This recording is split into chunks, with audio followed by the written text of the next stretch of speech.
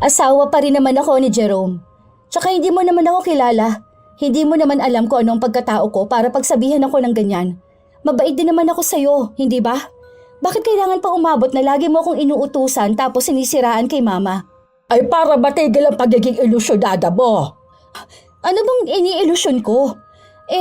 Totoo namang asawa ko ni Jerome at biyanan ko yung amo mo. Ay, ang dami mong sinasabi. Pumunta ka na doon at hihiwalay mo yung mga damit. Siguro naman alam mo kung paano labhan ng maayos yung mga yon, ano? Tapos, yung mga magagandang dress ni madam, hiwalay mo rin ng labayon kasi mamahalin yon at baka masira. Tapos yung mga damit din ni sir, ayusin mo yung paglalaba, ha? Huwag mong ibara-bara yung parang paglalaba mo sa mga damit mong mukhang basahan. Pweh, ayaw rin nila ng maamoy ang laba. Dapat nun, ilang beses mong babanlawan na wala na talagang bula. Pigain mo mabuti dahil dito sa loob yun isasampay. Bawal yun paarawan dahil nawawala yung kulay ng damit. Tapusin mo yon bago tanghali dahil magluluto ka pa ng pagkain. Ayoko magluto ngayon dahil masakit ang mga kamay ko. Matanda na ako. Nananakit ng mga daliri ko. Kaya ayusin mo trabaho mo. Minsan, may mga tao na hindi nilulugar ang sarili sa kung ano ba dapat sila sa loob ng bahay. Katulad na lamang ni Carmel, na walang ibang ginawa kundi ang mag-utos kahit na ang trabaho niya bilang kasambahay ay pinagagawa sa iba. Ano kayang malupit na kaparusahan ang nababagay na maipataw sa palautos na kasambahay? Nakakahiya nga po, ma. Dapat nga po sa bahay na lang po ako.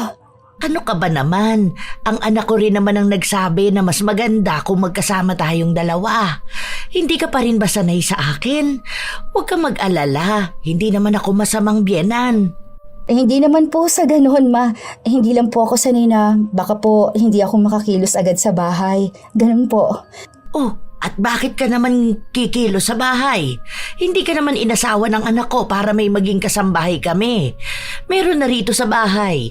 Siya yung madalas na makakasama mo. Lalo na kapag nasa school ako at wala rin ang papa mo. Sandali lang ha, ito siya. Si Manang Carmel. Hello po, Manang. Manang, ito si Queen, yung asawa ni Jerome. Ay, siya po pala yon, ma'am. Ganda niya po pala, no? Kaya po nagustuhan siya ng anak nyo. Hindi kasi ako nakapunta nung kasal nyo. Gawa nga na umuwi ako sa probinsya namin dahil nagkasakit yung anak ko. Dito na muna siya titira hanggat wala pa si Jerome. Mga 3 years, ano? Yun nga pong sabi niya. Babaraw po nila ng barko yun. Mabait naman niyang si Manang. Masarap din siya magluto. Pwede ka magpaturo sa kanya. Halika, isasama kita sa kwarto mo. Ito yung kwarto no ni Jerome. Hindi pala kayo nakapunta rito noon, ano? Halika, may ipapakita ko sa'yo. Mabait ang biyenan ko, Lola Telang. Hindi siya sobrang yaman, pero masasabi po na nakakaangat sila sa buhay. Nagtatrabaho sa barko ang asawa ko na bunsong anak nila. 2 lang ang anak nila. Ang panganay na nasa malayong lugar kasama ang pamilya nito.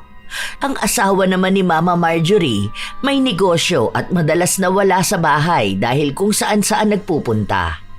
Ang biyenan ko naman po, nagtuturo siya sa isang sikat na kolehiyo. Katulad nga ng sabi ng biyenan ko, laging kami lang ng kasambahay nila na si Manang Carmel ang madalas na naiiwan sa bahay. Maaga kasing umaalis si Mama, tapos gabi na rin siyang umuuwi.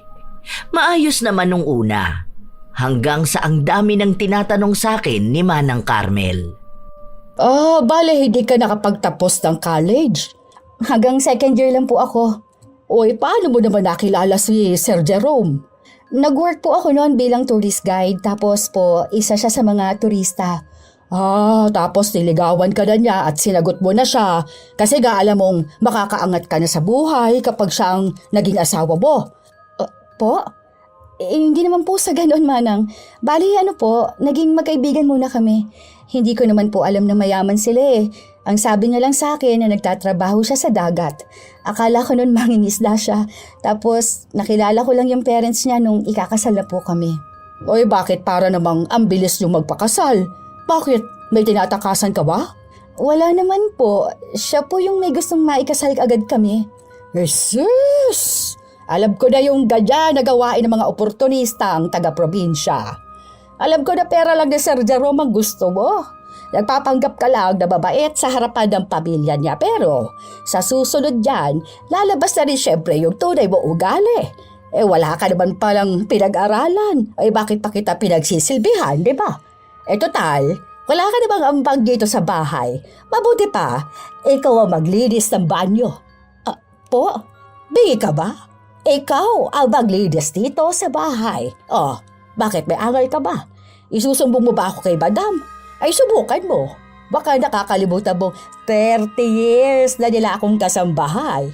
Ako na yung kasama nila, wala pa silang anak. Ako na ang kasama nila bago pa nagkaroon ng asawang mga anak nila.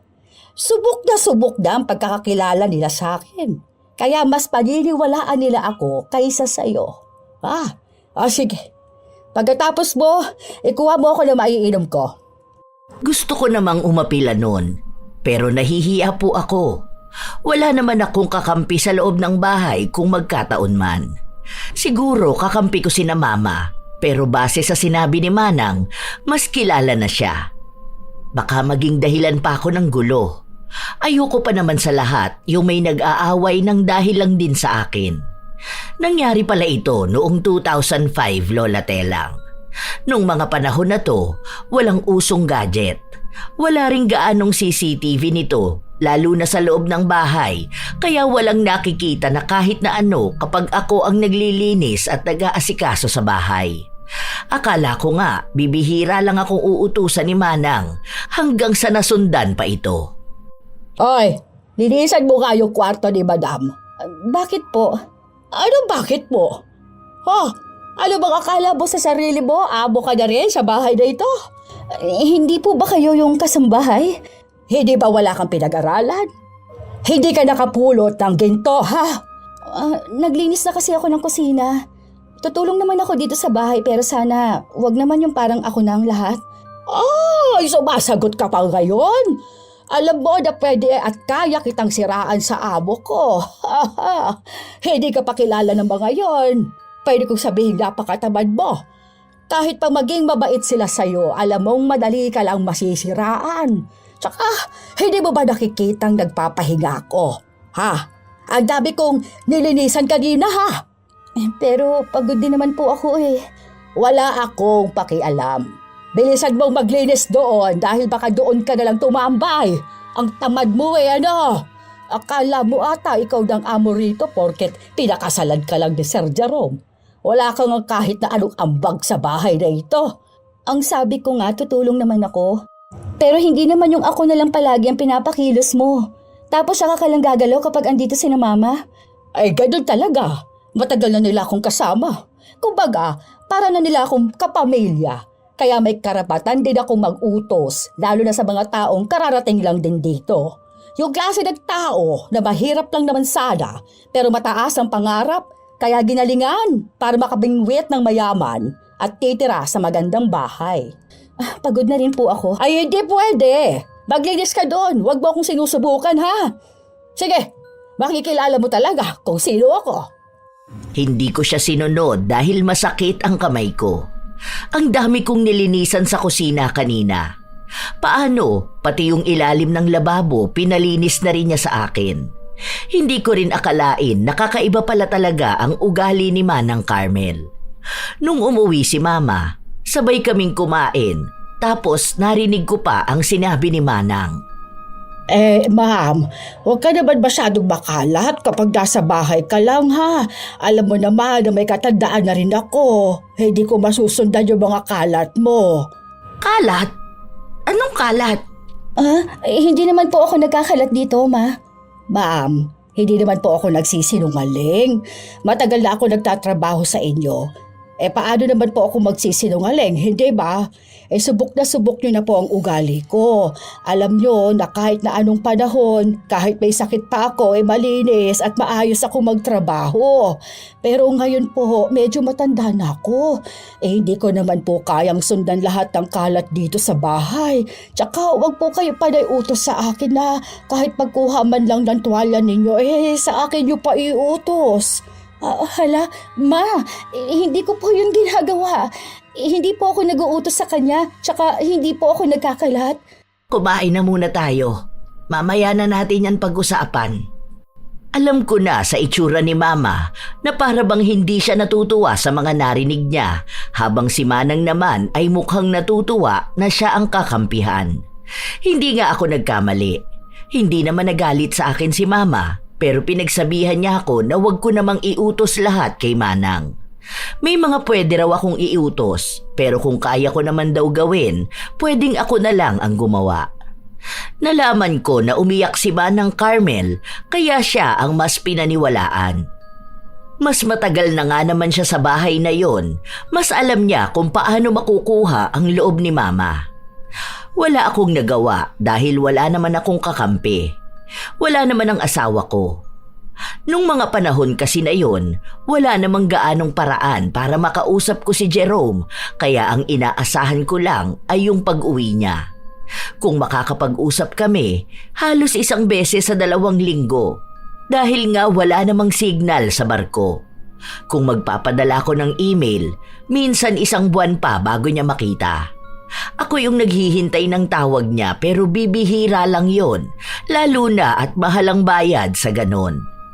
Isang umaga, nung gumising ako, nakita ko si Manang Carmel na nakangisi. Ano ka ngayon? Naniwala ka na sa akin. Totoo yung sinabi ko na mas kaya kong paniwalain si na Madam na ako ang mas kawawa. Bakit mo po ba ito ginagawa sa akin? Wala naman po akong kasalanan sa inyo. Tsaka hindi naman po ako tamad dito sa bahay. Hindi ko naman po kayo pinahihirapan, di ba?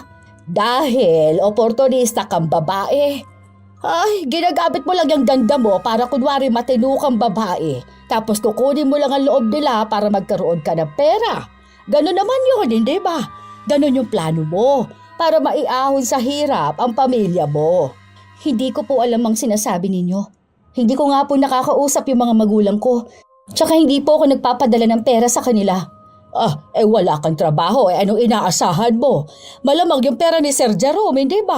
Malaki ang sahod doon. Tapos sa'yo lang mapupuntang lahat ng yon. Oy, kunwari ka lang na mabait ngayon kasi bago ka pa lang.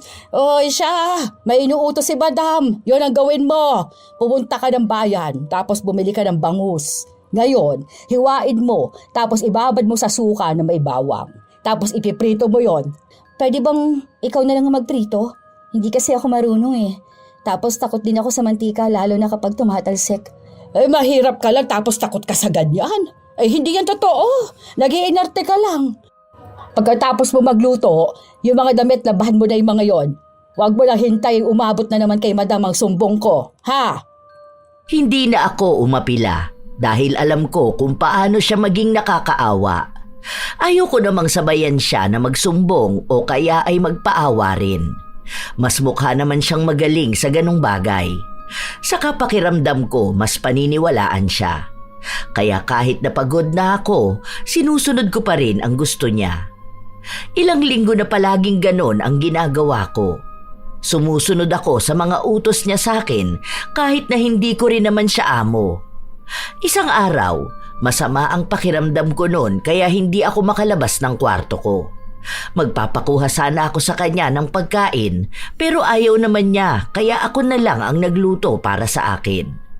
Maya-maya pa, biglang dumating si Mama. Ma'am, ako na kasing magluto para sa'yo. Bakit ka ba nahihiya sa akin? Sabi ko naman na magpahinga ka na lang sa kwarto mo. Dadalhan din naman kita ng gamot. Sinabi ko naman na hindi ko pa kaya magluto agad kasi nga may pinagagawa sa akin si Madam. Sorry na po. Ma'am ha, huwag ka na magalit sa akin. Anong nangyayari? Ma, andito ka na po pala. May naiwan kasi ako may kukunin lang ako. Anong nangyayari? Sorry po talaga ma'am.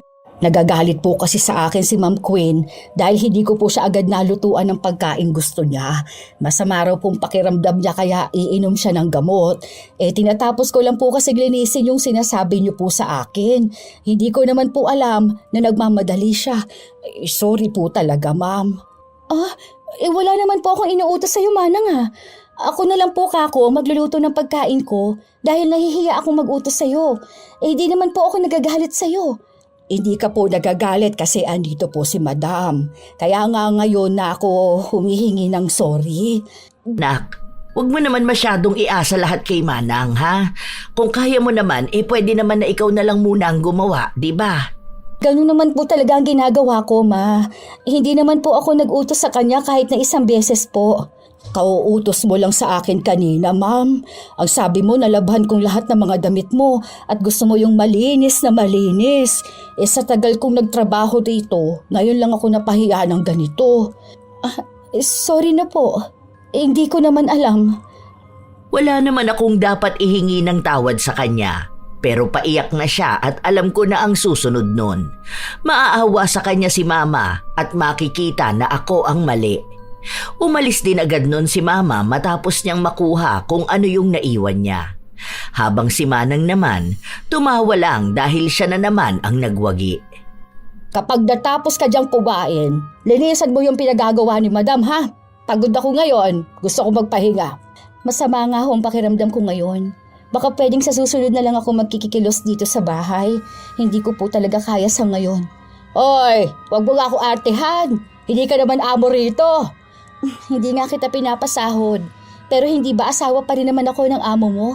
Di ako tumatanggap ng ganyang amo, ano?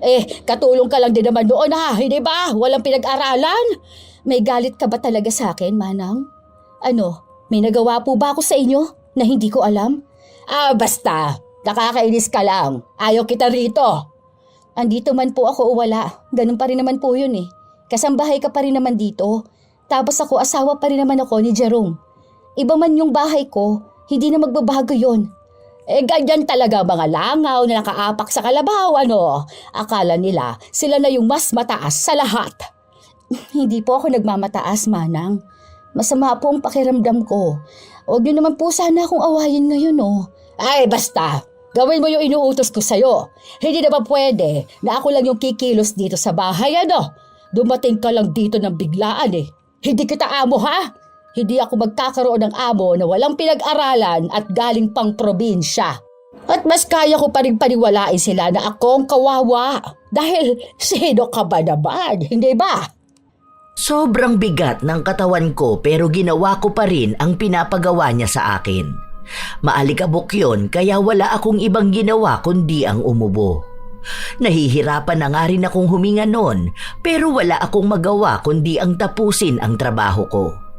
Matapos noon, bumalik na ako ng kwarto.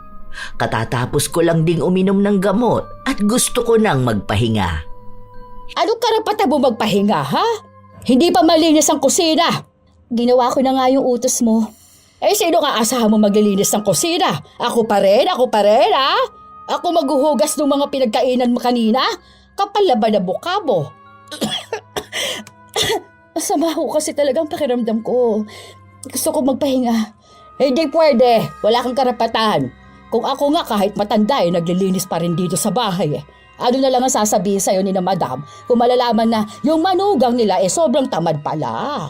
Hindi naman po ako tamad. Nilalagnat lang po talaga ako. Pag mo ako artehan dyan, hindi ako ang asawa mo na madali mo mauto, ha? Maya ka naman. Wala ka nang naitutulong dito sa bahay. Nagpapaka-feeling Reyna ka pa. Hoy, Queen. Queen lang ang pangalan mo, ha? Pero alipin ka pa rin. Wala kang pinag-aralan. Hindi ka rin galing sa marangyang pamilya. Ibig lang sabihin doon, wala kang kahit na anong ipagmamalaki. Kaya bumangon ka dyan at linisan mo ang kusina. Hindi ko alam kung bakit hindi ako pumapalag kapag inuutusan niya ako. Kahit na ang dami niyang masasakit na salitang sinasabi sa akin. Sunod-sunod ang pag-uutos niya sa akin na halos ayaw na rin niya akong magpahinga. Nung nagpadala sa akin ng pera si Jerome, nag-abot ako kay Mama para tulong sa bahay. Ano ka ba? Huwag ka na magbigay sa akin. May magagastos naman dito. Itabi mo yan. Ipunin mo para kapag nakabalik na ang asawa mo, may pera kayo. At kung magkakaroon kayo ng anak, di ba? Para po sana pambahid po ng bills, Ma, o kaya po bayad po kay Manang Carmel. Ay, Ako na ang may sagot dyan. Hindi mo naman yan dapat iniisip. Ako na ang bahala sa mga gastos dito sa bahay. Kung kailangan ko naman, hihingi naman ako sa'yo. Hindi kasi ako nang hihingi ng pera sa mga anak ko. Tapos yung asawa ko, may trabaho naman yun. Tapos hindi rin naman kami magastos na tao. Sure po ba kayo, Ma? Nahiya po kasi ako na parang wala po akong ambag dito. Hindi yan. Okay lang talaga. Bumili ka na rin pala ng mga gamit mo. Nakita ko yung mga sinusuot mo, mga luma na. O sige, sa Sunday lalabas tayo, mag-mall tayo. Tapos bumili ka na rin ng mga kailangan mo, ha? Opo, Ma. Salamat po. Kahit na anong pilit ko kay Mama, ayaw niya talagang tumanggap ng pera mula sa akin. Ayaw niyang kunin ang bigay ng anak niya at wala namang problema sa akin kung kukuha siya. Sinamahan niya pa ako na kumuha ng bank account noon para doon ko iipunin ang pera na ipadadala sa akin ni Jerome. Tinuruan niya rin ako kung paano ko hahatiin ang saipon saka sa mga pangangailangan ko. Dahil nahihiya ako, minsan ako na yung bumibili ng grocery. Pero pinagsasabihan ako na wag nga raw. Hindi naman daw ako malaking pabigat sa kanila para ako pa ang gumastos ng pagkain ko. Hanggang sa isang araw, sa kasarapan ng tulog ko, bigla na lang akong ginising ni Manang Carmel. Ano akala mo? Pwede ka na matulog hanggang ganitong oras? Huwag kang tatamad-tamad riyan. Bumangon ka. Bakit po, Manang? Anong bakit? Baka nakakalimutan mo magkukuskus ka pa ng banyo. Tapos magtatapon ka pa ng basura at maglilinis ng likod ng bahay. Hindi ko ho kaya lahat niyan ngayon. Anong hindi mo gagawin? Ang kapal naman pala ng pagbumukha mo, ano? Tatanggi ka pa talaga? Wala kang ambag dito? Nagbibigay ako ng ambag. Ayaw naman ni Mama. Ang ibibigay mong ambag yung bigay ni Sir Jerome. Ha? Hindi mo naman yun pera. Sa asawa ko naman yun galing. O ayan! Lumabas din ang tunay mong intensyon. Pera lang talaga ni Sir ang gusto mo. Wala ho akong sinabi na yung pera niya lang ang gusto ko. Ang sinasabi ko yung pera ng asawa ko. Pera ko rin naman yun. Ay wala akong pakialam sa mga katwiran mo. Mababang uri pa rin ang tingin ko sa'yo. Wala tayong pagkakaiba, ha? Kaya bumangon ka na dyan at huwag kang masyadong babuhay, Reyna. Wala sana akong balak bumangon, pero hinila niya ako. Sa pilitan niya akong pinaglilinis ng banyo. Nilinisan ko naman na to nung nakaraan pero hindi raw siya nasisiyahan dahil may mga nakikita pa siyang dumi. Ano ba naman yung klaseng paglilinis na yan, Hindi ganyan. Sinabi ko na sa'yo na ayusin mo, hindi ba? Kamayin mo yan! Malinis naman na to Tama na to. Tsaka kung nakikita mo na hindi ito maayos, ikaw ang maglinis. Binabayaran ka para sa trabaho mo na ganito. Ay, ang kapal na mukha nito Hindi naman ikaw ang amo ko. Kaya hindi ka kasama sa pagsisilbihan ko, ha? Dito ka lang nakatira pero hindi ka kasama sa dapat kong susundin. Hindi naman kasi ako nag-uutos sa'yo, Manang. Ako naman ang gumagawa ng sarili kong gawain dito sa bahay, Huwag ka nang panisalita dyan. Ayusin mo na yan. Gusto ko pagbalik ko, malinis na yan. Huwag mo akong aartehan, ha? Kamayin mo yan. Para namang hindi ka kumakamay ng dumi noon. May malinis pa nga yung inodoro kaysa sa pagkatao mo. Ayoko na. Hindi ko to lilinisan. Isusumbong kita kay Bam. Isumbong mo. Hindi naman tama itong ginagawa mo Ako ang inuutusan mo rito sa bahay. Hindi mo nga ako amo, pero hindi rin naman ikaw ang nagpapasahod sa akin, di ba? Ay, okay. Ay sige, ganyan pala gusto mo, ha? Ngayon, magkakaalaman tayo kung hanggang saan ba dapat umabot yung ganyang pag-uugali mo. Ako pa talagang kinakalaban mo, ha? Alam ko na kung ano ang gagawin niya. Magpapaawa na naman at magsusumbong yan kay Mama. Naghihintay ako na magsalita siya kapag naroon si Mama pero wala siyang ginawa hanggang sa umabot na kinabukasan. Pero akala ko wala siyang naisumbong kay Mama. Yun pala, sinabi niya yun noong wala ako doon. Kaya nang magising si Mama, kinausap niya ako. Nak, kapag may kalat ka, itapon mo na ng diretso ha. Ayoko talaga ng makalat sa bahay. Hindi naman po ako makalat, Ma. Tsaka naglilinis po ako dito sa bahay. May nakita kasi ako mga nakakalat na napkin sa banyo. Ayoko ng ganon. Pinalinis ko na kay Manang. Ang sabi niya, iyo raw yun. Kasi hindi naman siya nagbabanyo doon Tayo lang naman. Hindi naman ako gumagamit ng napkin. Tapos tayong dalawa lang ang babae rito sa bahay. Maliban na lang kay Manang. Ayoko sa lahat ang dugyot ha. Hindi naman po ako ang nagkalat nun, Ma. Ako nga po yung naglinis ng banyo. Sabi nga ni Manang, nagpatulong siya sa'yo. Kaso lang daw, sinungitan mo siya at sinabi mo na hindi ka kasambahay. At dapat siya ang naglilinis sa bahay dahil binabayaran mo lang siya. Nak, sa totoo lang, ayoko naman sabihin sa'yo to, no? Kasi matagal na talaga namin kakilala si Manang Carmel. Mabait yon at maaasahan. Ngayon lang siya nagkaroon ng reklamo na ganito Huwag mo naman sanang pagsalitaan ng hindi maganda ang matanda, ha? Hindi ko naman po talaga yung pinagsasalitaan ng hindi maganda, Ma. Tumutulong po talaga ako dito sa banyo. Yun na nga ang sabi ko sa kanya. Naturuan ka na lang niya ng mga basic lang ba? Hindi mo naman kailangan yung buong bahay talaga ang lilinisan mo Yung mga bagay na pwede mo lang namang gawin. O kaya, kung ayaw mong maglinis, huwag ka na lang magkalat, ha? Yun lang naman. Opo, Ma. Sorry po. Hindi na po mauulit. Mabait naman yun si Manang Carmel. Pero huwag mo naman sana samantalahin, ha? Kasama na namin ng matagal na panahon yon. Hindi na kami kumuha ng ibang kasambahay kasi subok na namin na mapagkakatiwalaan at maaasahan. Makakasundo mo rin siya. Saka magpaturo ka sa kanya na magluto para pagdating ng asawa mo, pwedeng ikaw na ang magluto sa kanya. Alam mo, ang mga lalaki, gusto kasi ng mga yon yung maasikaso at marunong sa bahay. Ako rin naman, nung bago kami ng papa mo, hindi rin ako marunong sa ibang gawaing bahay. Si Manang Carmel lang din ang nagturo sa akin. Minsan kasi, kahit na may kasambahay tayo, hinahanap pa rin ng mga asawa natin yung aruga at pagkilo sa bahay na tayo ang gumagawa. Huwag mo sanang masamain tong mga sinasabi ko sa'yo. Hindi ko naman po minamasama, Ma. Sige po, pagbubutihin ko po, lalo dito sa bahay. Salamat po, Ma. Pasensya na rin po kayo. Okay na yun. Ayoko lang yung may kakaibang nangyayari dito sa bahay. Gusto ko yung maayos tayong lahat. Tapos maayos din kayo ni Manang. Kasi ayaw mo ba yun? Kapag nagkaroon na kayo ng anak ni Jerome, dalawa na naaalagaan ni Manang. Si Jerome at yung anak nyo. Nakakatuwa kaya yun? Opo nga, Ma. Sige po. Hindi ko masabi ang totoo sa biyenan ko dahil hindi ko alam kung paano ko ipaliliwanag sa kanya na may kakaibang ugali ang tao na nakasama niya ng 3 dekada. Nasa kanila lang mabait si Manang Carmel, habang sa akin para akong kalaban.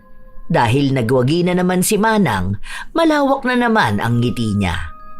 O Ardo, pinaniwalaan ka ba? Sabi ko na ba sa'yo, hindi sila maniniwala sa'yo dahil ako pa rin yung iniisip nilang tama. Kasi ako yung nakasama nila na matagal. Ikaw, wala ka pang 1 taon dito. Hindi pa nila alam kung totoong mapagkakatiwalaan ka ba o hindi. Kaya wag mo na akong suwayin kapag inuutusan kita. Ganito ka rin ba sa asawa ng kuya ni Jerome? Ay, hindi Mayaman yun Tsaka doktor yun. Ibig sabihin doon, matalino. Bakit ako? Ano ka ba? Wala ka na bang natapos, hindi ba? May pinag-aralan ka ba? Wala naman, hindi ba? Doktor ka ba? Nurse ka ba? Teacher? Ano ka ba bukod sa malanding probinsyana na umakit na mayamang lalaki para maiahon ka sa lusak? Asawa pa rin naman ako ni Jerome. Tsaka hindi mo naman ako kilala. Hindi mo naman alam kung anong pagkatao ko para pagsabihan ako ng ganyan. Mabait din naman ako sa'yo, di ba? Bakit kailangan pang umabot na lagi mo akong inuutusan tapos sinisiraan kay Mama? Ay para matigil ang pagiging ilusyonada mo. Ano bang iniilusyon ko? Totoo namang asawa ko ni Jerome at biyenan ko yung amo mo. Ay, ang dami mong sinasabi. Pumunta ka na doon at ihiwalay mo na yung mga damit. Siguro naman, alam mo kung paanong labhan ng maayos yung mga yon, ano? Tapos yung mga magagandang dress ni Madam, ihiwalay mo rin ang laba yon kasi mamahalin yon at baka masira. Tapos yung mga damit din ni Sir, ayusin mo yung paglalaba ha. Huwag mong ibara-bara yun na parang paglalaba mo sa mga damit mong mukhang basahan. Ayaw rin nila yung maamoy ang laba. Dapat noon ilang beses mong babanlawan na wala na talagang bula. Pigain mo mabuti dahil dito sa loob yon isasampay. Bawal yung paarawan dahil nawawala yung kulay ng damit. Tapusin mo yon bago magtanghali kasi magluluto ka pa ng pagkain. Ayokong magluto ngayon dahil masakit ang mga kamay ko. Matanda na ako. Nalalakit ng mga daliri ko. Kaya ayusin mong trabaho mo. Sinunod ko na lang ang utos niya dahil baka kung ano na naman ang isumbong niya kay Mama. Habang naglalaba ako, kung ano-anong pagmamando niya sa akin, minamadali niya rin ako at ang gusto niya, maayos ang paglalaba ko. Parang lahat ng kinikilos ko mali sa paningin niya. Masakit na ang kamay ko noon kapipiga ng mga damit. Kasi kahit na wala naman ng bula, gusto niyang banlawan ko pa rin. Ang dami kong nilabhan noon at natapos ko naman bago magtanghali. Matapos noon, inutusan naman niya akong magluto ng tinola. At ang gusto niyang himay sa malunggay ay isa-isa talaga. Tapos, wala yung maliliit na tangkay.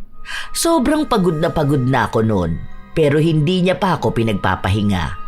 Dahil matapos naming kumain ng tanghalian, pinalinis naman niya sa akin ang kusina.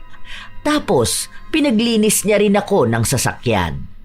Gabi na nung natapos ako sa iba kong ginawa, sakto na umuwi na si Mama. Pawis na pawis ka naman, nak. Nagpatulong po kasi ako sa kanya saglit na maglinis sa labas, ma'am. Kagigising niya lang din po kasi kaya naisipan ko po magpatulong. Para po makapag-usap din po kaming dalawa. Para banding na rin po namin, ma'am. Kagigising mo lang, nak? Oh, anong oras na? Hindi po, ma. Hindi naman po ako natulog ngayong hapon eh. Pagod na nga po ako kasi ang dami kong ginawa dito sa bahay po. Ano ka ba naman, Ma'am Queen? Marami na ba para sa'yo yung hiningi kong tulong sa paglilinis sa labas? Hayaan mo sa susunod, hindi na lang ako hihingi ng tulong sa'yo, ha? Baka kasi sabihin ni Madam na inaabuso naman kita. Hay, ayan na naman kayong dalawa. Magpahinga na muna kayo. Dahil naibigay ko na ang gusto ni Manang Carmel, hindi na talaga siya tumigil na mag-utos sa akin. Kahit na pagod na ako, madalas inaangkin niya kung ano yung trabahong ginawa ko. Hanggang sa napansin na yata ni Mama na nagbabalat ang kamay ko. Okay ka lang ba, anak? Parang may butlig-butlig yung kamay mo. Hindi po kasi ako pwede masyadong nakababad sa tubig, ma. Nagsusugat po talaga yung kamay ko. Tapos kapag po matapang pa yung sabon. Ano ba kasi ang ginawa mo? Naglaba po ako. Naglaba ka? At bakit naman naglaba ka? Manang, bakit naglaba si Queen? Siya po yung may gusto doon, ma'am eh. Nakita ko na lang po kasi siya na naglalaba na. Naglilinis po ako dun sa sala tapos pagpunta ko po sa kanya naglalaba na po siya. Pinipigilan ko nga po siya pero ayaw niya pa rin po. Sa susunod kapag ganon, kunin mo na agad ha. Hindi pala pwede yung kamay niya sa ganon eh. Saka huwag kang maglalaba. Hindi ko naman sinabi na maglaba ka. Ang sinabi ko, matuto ka lang sa ibang gawaing bahay. Kasama na yung pagluluto. Pero hindi yung ganon na parang kasambahay ka na rito. Manang, huwag mo sanayin na ganon ha. Opo, ma'am. Sorry po. Hindi ko naman intensyon na ako ang kampihan ni Mama, pero mukhang ayaw ni Manang ang nangyari. Kitang-kita ko na naman sa mukha niya na naiinis siya sa akin. Wala naman akong ibang ginawa sa kanya. Kung tutuusin, ako naman ang dapat na mainis sa kanya dahil simula nung dumating ako, wala na siyang ibang ginawa sa bahay. Lagi siyang nagpapahinga, tapos sa akin na niya pinapatrabaho. Ngayon na napansin na ni Mama, saka naman siya biglang nagpapalusot. Kinabukasan, nung umalis na sina Mama, naiinis na naman siya sa akin. Sobrang arte mo naman. Hindi yun pag-iinarte. Totoo naman talaga eh. Ilang beses ako nakababad sa tubig at sabon nang paulit-ulit mo kong pinaglalaba, di ba? Wala pa rin naman akong pakialam. Maglaba ka doon ng kortina. Sinabi na nga ni Mama na hindi ako pwede, di ba? Iba na lang ang gagawin ko. Ako na lang maglilinis sa mga kwarto. Ay, hindi pwede. Gawin mo kung anong inutos ko. Hindi porket nakita ka lang ni Madam na may sugat dyan sa kamay mo, pwede ka na tumanggi sa mga sinasabi ko sa'yo. Para maging maayos tayong dalawa, gawin mo kung anong inuutos ko. Ayoko nga. Ay, di sige. Isusumbong kita. Isumbong mo ko. Ano ba? Bitiwan mo nga ako? Aray! Nasasaktan ako! Ano ba? Hinihila niya ako noon, Lola Telang. Tapos, ang higpit pa ng hawak niya sa akin, kaya bumabaon sa balat ko ang kuko niya. Sa paghila ko ng kamay ko, nawalan siya ng balanse. Dahil nga matanda na siya, natumba siya at tumama ang balakang niya sa gilid ng mesa. Sakto naman na biglang dumating si Mama dahil naiwan niya ang isa niyang bag. Naabutan ni Mama na parang ako yung gumawa ng masama. Ma, hindi po ganun yun. Siya po yung nawala ng balanse. Ito po yung pagkakahawak niya sa akin, oh. Mahigpit po. Hindi po yun totoo, ma'am. Kilala niyo naman po ako, hindi ko po yun gagawin. Hinawakan ko po siya dahil tinulak niya ako. Kumapit lang po ako sa kanya. Ang sakit nga po ng balakang ko ngayon Huwag niyo naman po akong tatanggalin, madam. Kailangan ko po ng trabaho dahil alam niyo naman po na may mga anak at apo ako na umaasa sa akin. Pero hindi ko po talaga siya tinulak, Ma. Dalhin na muna natin sa ospital si Manang Carmel. Baka mapano pa siya. Dahil mas malala ang tinamong pinsala ni Manang, siya ang pinaniwalaan ni Mama. Hindi naman siya nagalit sa akin ng sobra, pero pinagsabihan niya ako na sana raw sa susunod ay matuto kong gumalang sa mas nakatatanda sa akin. Hindi ko alam kung anong isinumbong sa kanya ni Manang Carmel na dahilan kung bakit ganon ang nangyari, pero mukhang nakakaawa nga siya sa kwento niya. Dahil maging si Mama ay mangiyak-ngiyak. Mag-isa lang ako sa kwarto ko habang umiiyak. Bakit ba parang ang laki naman ng kasalanan ko? Hindi naman ako masamang tao. Hindi rin naman ako gold digger. Tsaka sumusunod naman ako sa mga sinasabi sa akin Pero bakit para namang lumalabas na ang sawa kong tao? Parang ayoko na sa bahay na ito. Pero nandito kasi sina Mama at mabait naman sila sa akin. Hindi ko naman pwedeng paalisin si Manang Carmel. Umiiyak na lang akong mag-isa sa kwarto ko, Lola Telang. Para bang gusto ko na lang lumipas na yung taon para umuwi na ang asawa ko. Ang pangako niya kasi sa akin, kapag umuwi na siya, lilipat na kami ng bahay, tapos bubuo na kami ng sarili naming pamilya. Magkakaroon na kami ng anak. Parang mabilis lang naman ang 3 taon, pero ang tagal kapag nandito ako sa bahay at kasama ko si Manang Carmel. Kahit na magsumbong ako, parang hindi naman yon ang pinakikinggan dahil mas nakakaawa siya dahil nga matanda na siya. Tapos, kilala na siya ng mga tao rito sa bahay. Lalo na yung kwento niya tungkol sa mga anak niya at lalo na sa mga apo niya. Saka hindi lang basta kasambahay ang tingin sa kanya, kundi kapamilya na. Ilang araw pa ang lumipas, hindi gaanong makakilos si Manang Carmel, kaya ako ang kumikilos sa bahay. Kuha mo nga ako ng tubig. Meron na. Gusto ko yung malamig. Kanina sabi mo yung walang yelo kasi iinom ka ng gamot. Ay bakit ba ikaw pa yung mas may alam sa gusto ko?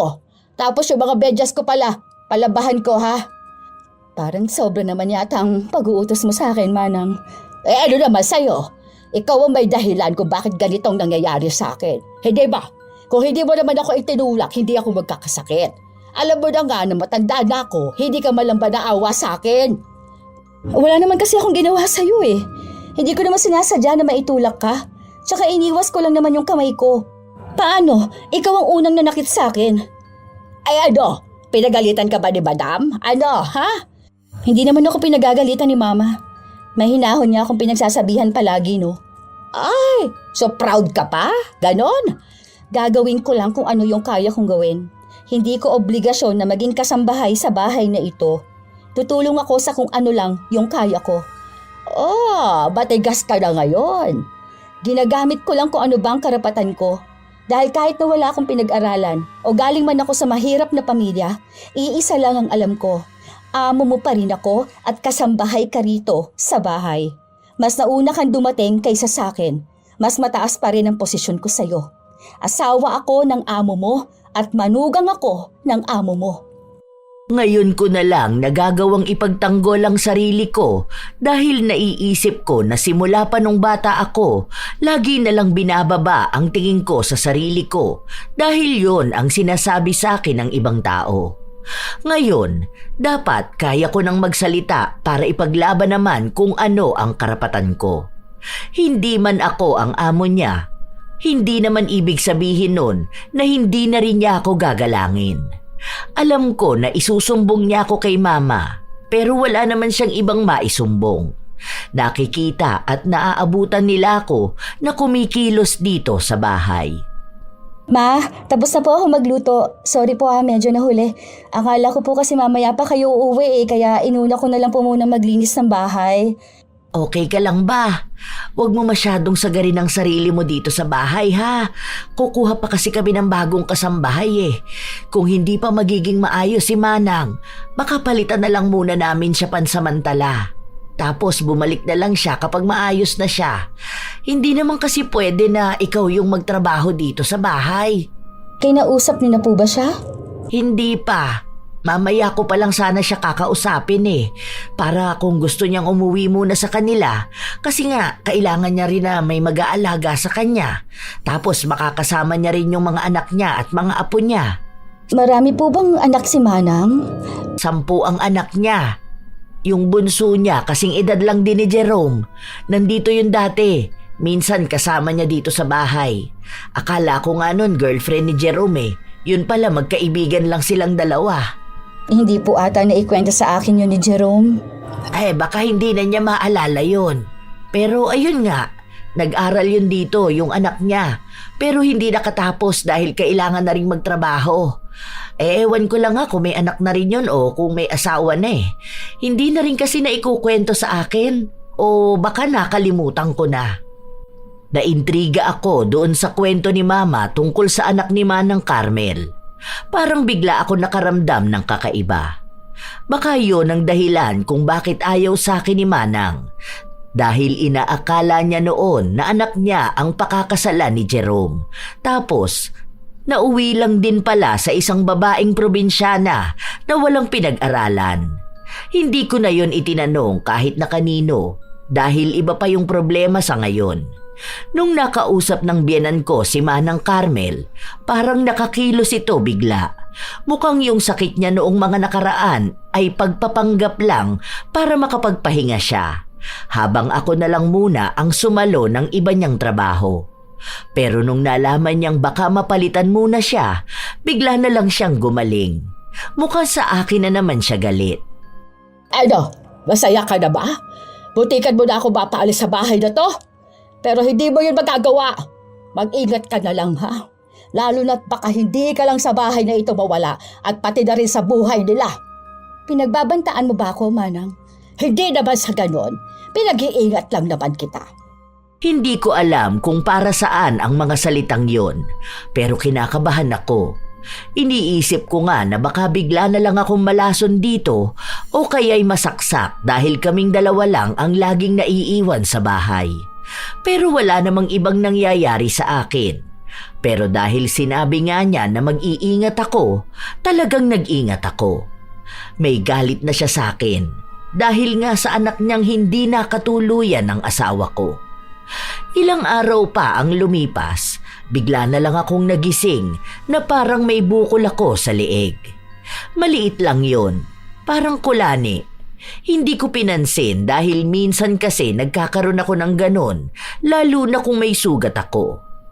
Nung panahon na yun kasi, may sugat ako sa bibig dahil nakagat ko.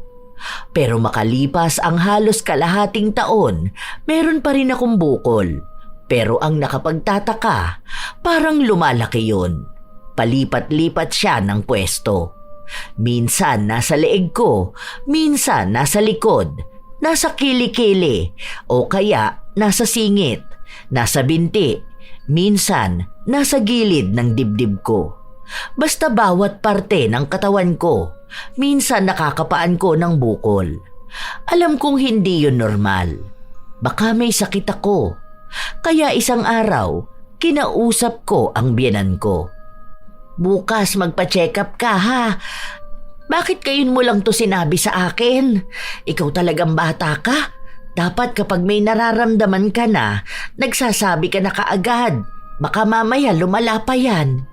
Akala ko po kasi simpleng buko lang yun eh. Para pong kulani lang, ganun. Minsan talaga akala natin simple lang yung sakit natin eh.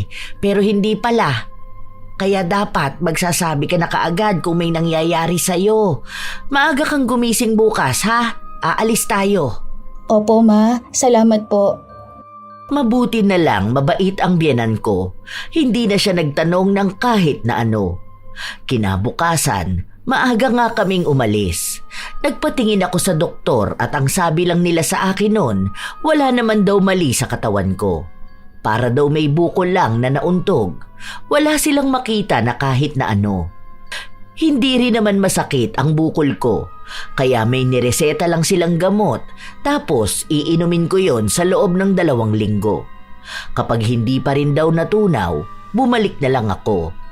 Hindi naman yon sumasakit pero natatakot ako na baka may sakit akong malala na hindi agad nakikita. Meron pa namang ganong sakit, lalo na nung panahon na yon, hindi pa naman ganon kaayos ang teknolohiya. Kaya minsan, hindi agad nakikita ang sakit. Sinunod ko naman yung pag-inom ng gamot, pero sa halip na matunaw, pansin kong lumalaki siya. Hindi ko masabi sa asawa ko dahil ayoko naman na mag-alala siya sa akin. Nililihim ko na lang din kay mama ang totoo na hindi naman natutunaw. Hanggang sa isang araw, nasa harapan ako ng salamin at tinitingnan ko ang leeg ko at andon pa rin ang bukol. Wala kang ibang ginawa kundi tumingin dyan sa salamin. May kailangan kang plansyahin doon at kailangan na yun ni Madam bukas. Huwag kang masyadong bilib niya sa pagbumukabo. Ikaw na lang muna, Manang. May inaasikaso pa ako. Ano na ba inaasikaso mo ha? Yang mukha mo, yang sarili mo. Gawin mo na yon dahil kailangan matapos yon. May ginagawa pa ako sa kusina. Mamaya na lang. Ako nang bahala doon. Hindi pwede yung mamaya na lang. Ngayon mo nga kailangan natapos yon. Ayaw mo talaga? Bakit ba lagi mo akong pinipilit na magtrabaho? Hindi ba dapat nakikisuyo ka na lang sa akin? Kung ayaw ko, wala ka namang dapat magagawa eh. Aba, ang tapang mo naman pala. Sino ka ba sa inaakala mo, ha? Basta ang alam ko lang, hindi mo ako utusan. Hindi kita pinapasahod, oo. At hindi mo rin ako pinapasahod. Kaya wala kang karapatan na utusan ako, ha? Kung wala ako sa bahay na ito, mas lalong wala ka lang din dito. Hindi mo ba nakita na kaya kanilang palitan kahit na matagal ka na sa kanila? Kasi gano'n naman talaga yung parte mo sa bahay na ito. Napakayabang mo no? Sino ka rin ba sa inaakala mo, ha? Hindi ka naman mapupunta rito kung hindi ka pinulot ni Sir Jerome sa basurahan, hindi ba? Bakit? Sino bang gusto mong pulutin ni Jerome sa basurahan? Yung anak mo ba? Ang walang hiya! Ano? Akala mo ba hindi ko alam? Ako yung sinasabihan mo na ilusyonada, yung anak mo naman pala yun. Masyado ring mataas yung pangarap ninyong makaangat sa buhay, di ba? O tapos yung iba yung pinili, doon kayo magagalit. Kung hindi mo naman kasi nilandi si Sir Jerome, sila naman talaga ng anak ko. Siya dapat ang nasa bahay na ito kasi agaw ka rin sa pera. Kaya ayon, nang nalaman mong may mahihita ka, ayon, hindi mo binitawan. Yung anak ko dapat ang asawa niya at hindi ikaw. Ngayon alam ko na kahit na anong gawin ko, hindi talaga tayo magkakasundo. Dahil paano nga naman yun mangyayari kung may sarili kang galit sa akin? Na kahit hindi ko naman sana kasalanan, sa akin mo sinisisi. Kung para talaga sila sa isa't isa, hindi naman ako ang pakakasalan ng asawa ko, hindi ba? Ibig sabihin lang nun, hindi niya gusto ang anak mo. Sakit! Ayan, buti gat sumakit yung leeg mo. Kung ano-ano ba naman ang pinagsasasabi mo eh. Tsaka wag mong pangahawakan yung naging asawa ka niya dahil pwede naman niyang mawala sa'yo. Basta ang alam ko lang, Hindi yan pang matagalan. Bakit ko pa pag-aaksaya ng oras ang gaya mo? Panghabang buhay ang kasal namin dahil mahal namin ang isa't isa. At planado na ang lahat. Kahit naawayin mo pa ako, hindi na magbabago na ako ang asawa. Alam ko na hindi ko na dapat pinapatulan ng matanda, pero naiinis na kasi ako sa kanya. Ilang araw pa ang lumipas, kung saan-saan na naman naglilipat ang bukol sa katawan ko. Ang problema, bigla itong kumikirot at nananakit. Gusto ngang ipa-opera ng biyanan ko pero hindi ko agad ginagawa. Gusto ko kasi nakasama ko ang asawa ko. Natatakot kasi ako na gawin yon nang wala siya, na baka hindi na kami magkita. Natatakot ako na baka kung ano pang mangyari sa akin. Habang tumatagal na may nararamdaman akong sakit, tuwang-tuwa naman si Manang Carmel. Hindi niya yun pinapahalata kapag naroon ang mga biyanan ko. Pero pag kaming dalawa lang, lagi niyang sinasabi sa akin na malapit na nga raw akong mamatay. Pero hindi ko yon iniisip dahil gusto ko pang mabuhay para magkaroon ng anak. Hanggang sa lumipas ang ilan pang mga buwan na laging nananakit ang bukol sa katawan ko. Aray ko. Grabe naman tong sakit na to. Hindi ko may paliwanag. Aray. Aida, buhay ka pa ba? Kaya mo pa ba ha? Mukhang hirap ka na, laban ka pa ng laban, Subuko ka na kasi. Hindi mo nga kaya, Buti na lang hindi ako nakakaramdam ng awa sa'yo, Ewan ko rin ba? Wag na yun, Manang. Masama talaga ang pakiramdam ko. Ang sakit. Aida, nasa na yung yabang mo sa akin, ha? Hindi mo na ba kaya? May nalalaman ka pa niyang panghabang buhay kayong asawa mo, Shucks! Mukhang hindi mo naman na siya maaabotang umuwi. Kung wala po kayong magandang sasabihin, huwag na lang po kayong magsalita. Ang tagal namang tumulog nitong gamot na ininom ko. Parang kanina pa to. Ang sakit. Aray! Hindi naman tatalabang kahit na ano dyan. Tanggapin mo na lang kasi na yan na rin ang katapusan mo. Sabi ko naman sa'yo na kung may kakalabanin ka, wag ako. Kasi hindi mo ako kilala. Hindi mo alam kung anong kaya kong gawin. Wala naman kasi akong ginagawang masama sa'yo, Manang. Ikaw lang yung nag-iisip na may nagawa ako sa'yo. Hindi ko naman talaga... Ang sakit! Aray! Sige lang, maghihiyaw ka lang dyan at mas natutuwa talaga ako kapag ganyan ang naririnig ko mula sa'yo. Ganyan yung gusto ko yung nakikita kong hirap na hirap ka sa pinagdaraanan mo. Parang natutuwa talaga ako kada iiyak ka dahil nasasaktan ka. Ayoko na. Sobrang sakit na talaga. Hindi ko na to kaya. Wala na bang paraan para mawala tong sakit na to? Ayoko na. Hindi ko na talaga kaya. Aray! Aray ko! Wala akong ibang ginawa nun kundi ang humiyaw sa sakit. Kahit na anong paliwanag, Lola Telang, hindi ko masasabi kung anong sakit yun. Hindi naman siya hinahalukay na laman kasi mas masakit pa doon. Kung saan tatapat ang bukol, doon sasakit ng sobra. Basta bigla na lang akong nagigising na hindi ko kinakaya ang sakit. Iyak ako ng iyak. Naaawa na nga sa akin ang biyanan ko. Minsan, hindi na siya pumapasok para lang alagaan ako. Ang laki ng ibinagsak ng katawan ko. Kahit na anong kain ko, wala talaga akong panlasa nun. Wala akong gana sa lahat. Mabuti nga, tumitigil na si Manang Carmel na utusan ako, pero hindi siya tumitigil na pahinain ang loob ko. Kung ano-ano na lang ang sinasabi niya sa akin. Parang hinihiling niyang mawala na talaga ako. Hanggang sa bumisita sa bahay ang kaibigan ng biyanan ko. Hindi ko alam kung anong meron, pero nung nakita ko yun, kinilabutan ako. Tapos, nalaman ko na lang na parang may kakayahan yun manggamot nung sinabi sa akin ni Mama. Kinikilabutan ako, nak. Tingnan mo nagtataasan ang mga balahibo ko. Bakit po, Ma? Ano pong meron? Sinabi niya na binabarang ka raw. Kinikilabutan talaga ako. Ay, grabe. Hindi ko kinakaya yung mga sinabi niya sa akin. Takot na takot din ako. Po? Ano pong ibig niyo sabihin? Yung barang na talagang may ritual? Kinabahan naman po ako sa sinabi niyo, Ma. Naalala ko po yung mga kwento sa probinsya namin. Oo, nak. May kakayahan kasi yun eh. Unang kita niya pa lang daw sa'yo, alam na niyang may kakaiba. Lalo na nung nahawakan ka niya. Naniniwala ako ron kasi yun din yung gumamot dun sa nanay ng katrabaho ko eh. Grabe naman, sino naman ang babarang sa'yo?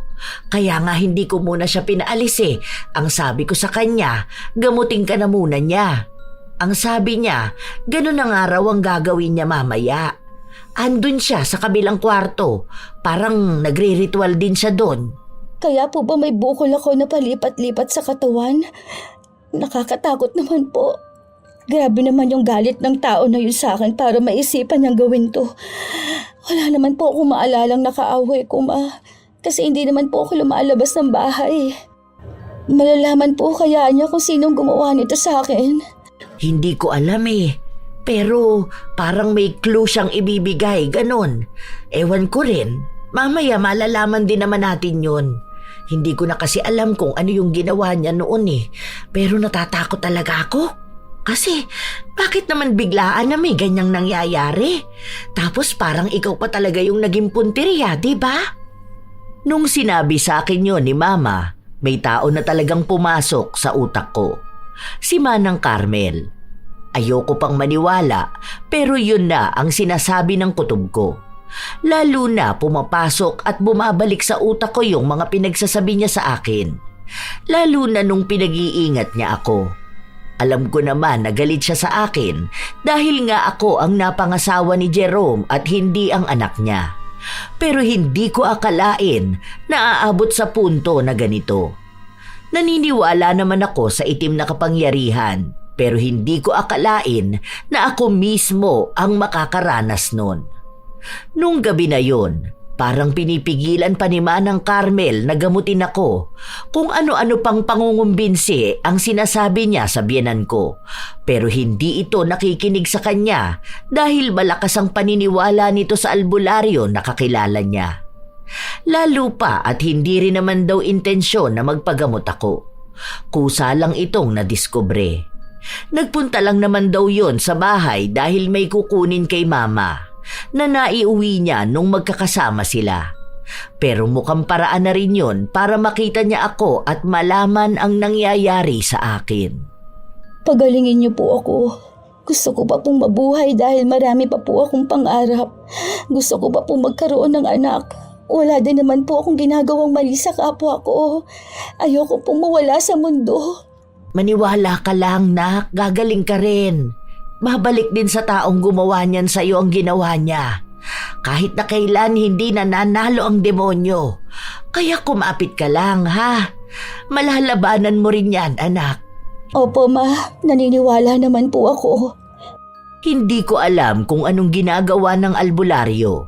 Pero may mga orasyon siyang binabanggit na hindi ko maintindihan.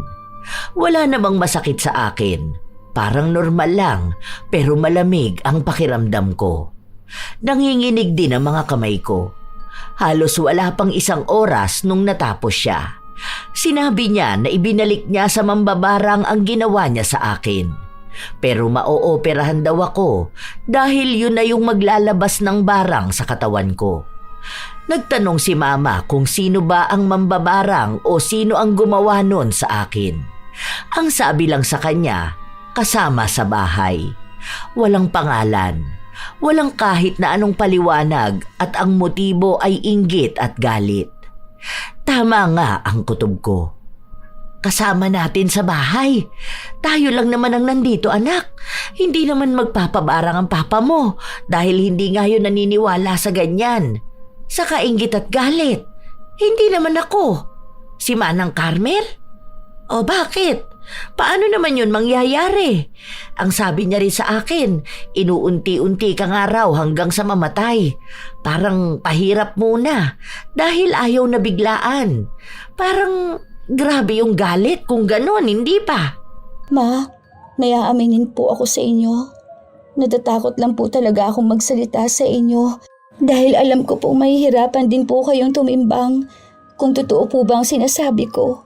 Pero ito po, totoo po talaga ito, Ma. Ano yun? Hindi po kami maayos ni Manang Carmel. Noong una po, kinakaya ko pa yung panay utos niya sa akin. Kasi po nahihiya din ako na magsumbong sa inyo. Lalo na lagi niyang sinasabi sa akin na bago lang ako at mas kilala niyo po siya. Na mas pinaniniwalaan niyo po kung ano man po ang sasabihin niya. Kaya po ako yung naging kasambahay dito. Tapos yung mga sumbong niya sa inyo, hindi po yung totoo, Ma. Galit po siya sa akin dahil akong naging asawa ni Jerome at hindi po ang anak niya. Kasi po kung hindi raw po ako nakilala ng asawa ko, wala naman daw pong problema sa kanila. Ay, sorry kung hindi ko inalam ang totoo. Hindi niyo naman po nakasalanan, Ma. Kasi po kayo rin po nagkaroon ng tiwala sa kanya eh. Kasi nga po matagal niyo na siyang kasama. Hindi ko lang po alam bakit kailangan pang umabot sa ganito na ipababarang pa ako. Hayaan mo, ako na ang gagawa ng paraan para maging maayos ka na rito sa bahay. Natatakot na nga po ako kay Manang Carmel.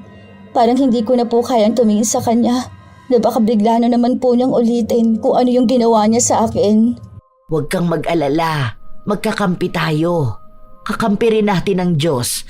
At sabi ko nga na kahit na kailan hindi matatalo ng demonyo ang Diyos. Kaya wala kang dapat na ikatakot.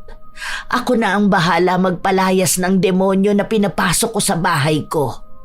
Hindi ko alam kung anong gagawin ni Mama. Pero malamang ay aalisin niya na si Manang Carmel. Mukhang alam na rin naman niya kung ano yung nalalaman namin. Hindi ko alam kung paano kumuha ng tamang pagkakataon si Mama para makausap si Manang Carmel. Naroon pa nga ako nung ginawa yun ni Mama. Para siguro marinig ko rin ang mga sasabihin sa kanya o kaya ay makapagbigay ako ng saloobin ko. Ma'am, huwag naman pong ganun maayos naman po ako sa inyo, hindi ba? Hindi naman po ako gumawa ng kahit na anong kalokohan. Kung may isinumbong man po ang asawa ng anak mo, wala po yung katotohanan. Mas kilala niyo po ako. Ilang taon po akong nagtrabaho sa inyo, di ba? Lahat po ng problema ninyo kasama niyo ako. Yun na nga, kaya masama talaga ang loob ko sa mga pinaggagawa mo.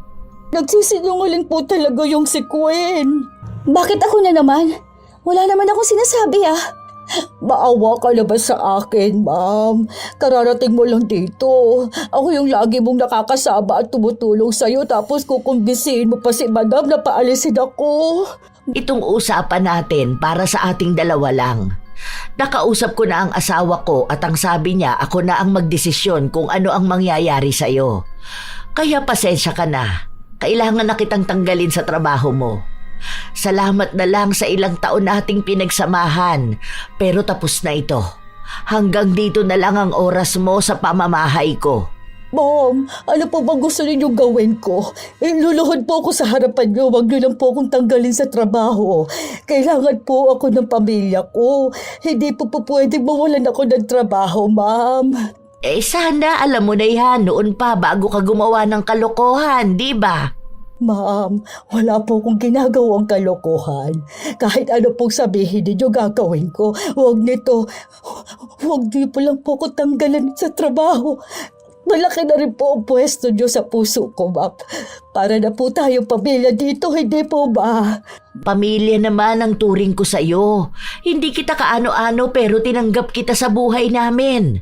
Matagal tayo nagsama. Sa'yo ako humihingi ng payo.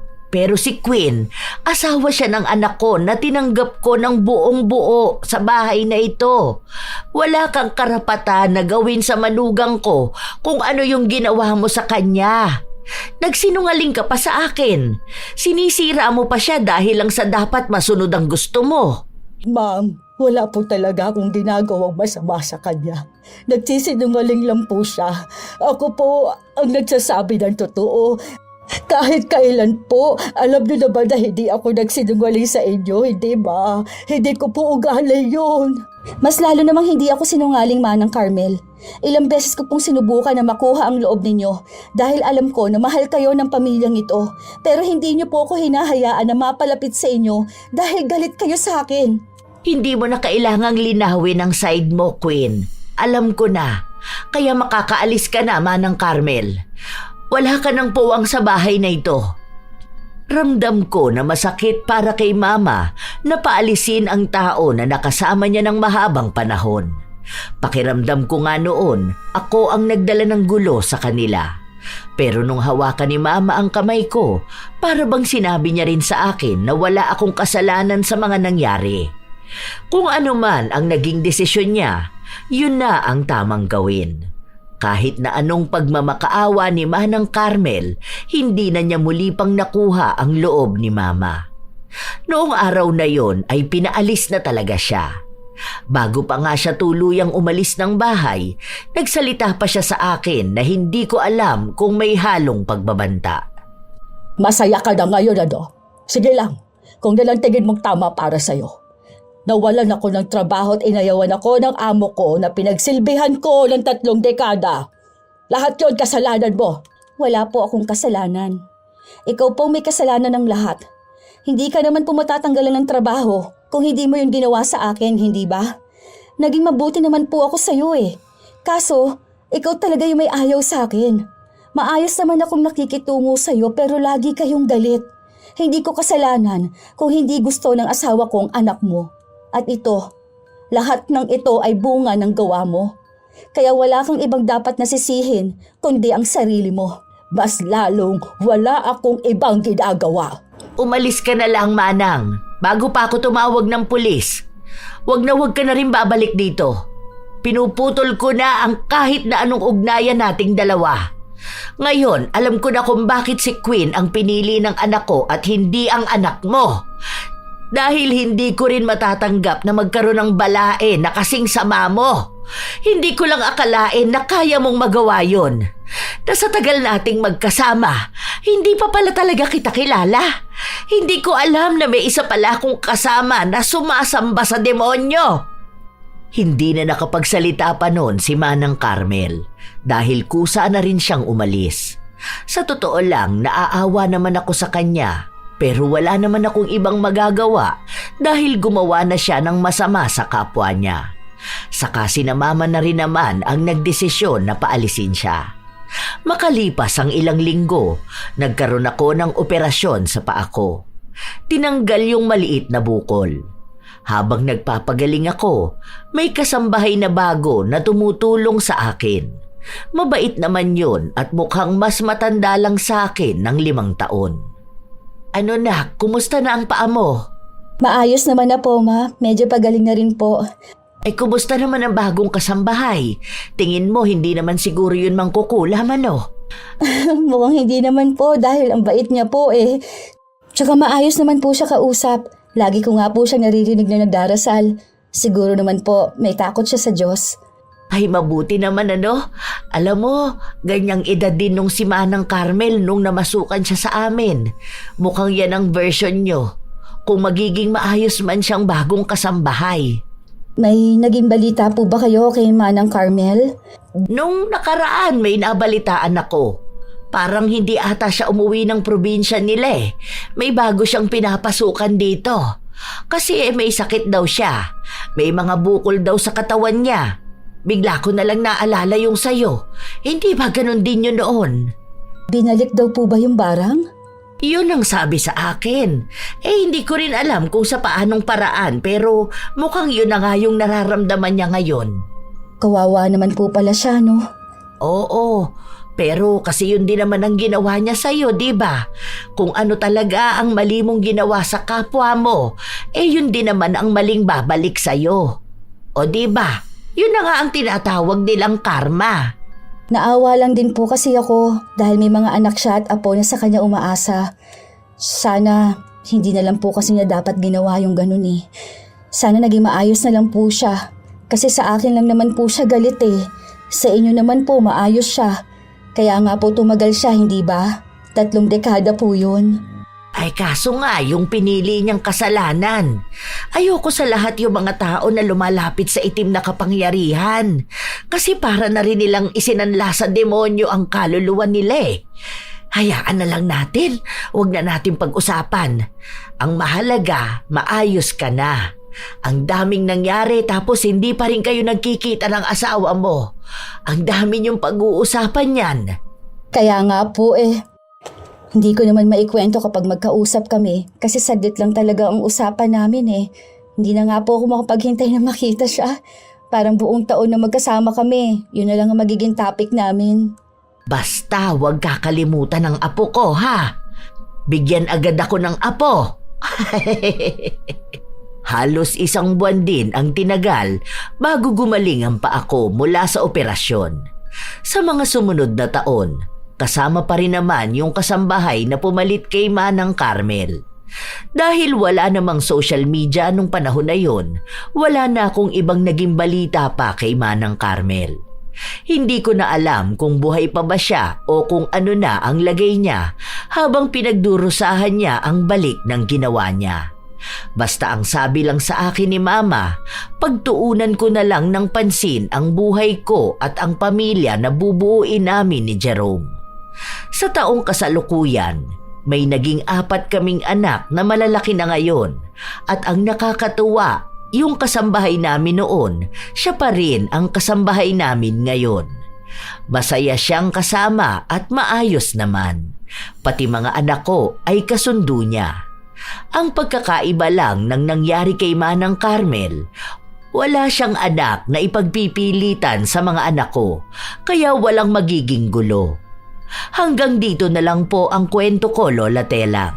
Maraming salamat po. Minsan talaga may mga kasambahay na makakasama mo ng matagal at meron ding bibiguin ka. May mga taong papasok sa tahanan na may dalang malasakit, katapatan at paggalang. Pero minsan, sa paglipas ng panahon ay may nagbabago.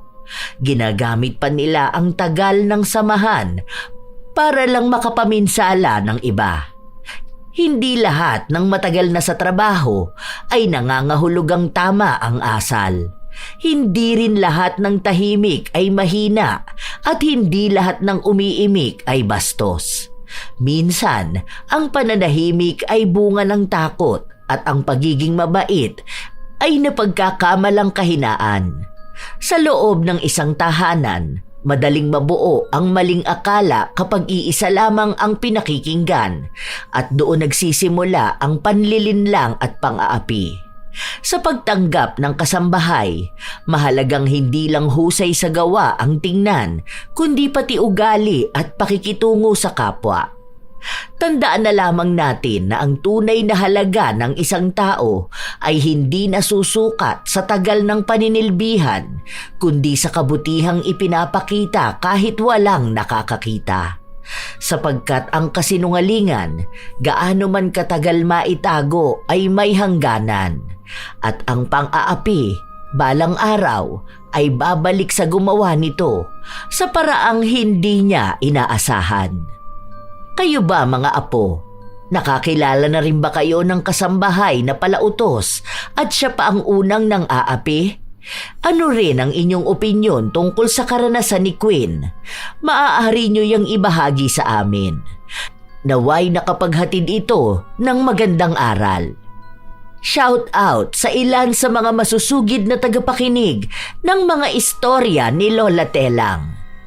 Katrina Sanggalang, Richelle Ann, Hana Maylin, Hasmin Vicente, Miss Ayeng, Joy Lagunday, Rebecca De Castro, Coco Uy, Elise Padilla, Princess Dave, Mirna Alfaro, Daisy de la Cruz, Matsarol, Ani Ramos, Mel Santarita, Mariel Barreto, Francisco Neng, Christy Rian Kylie from Canada, Moonlight December.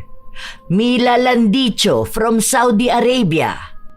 Ito ang inyong Lola Telang at maraming salamat sa pakikinig nyo araw-araw mga apo.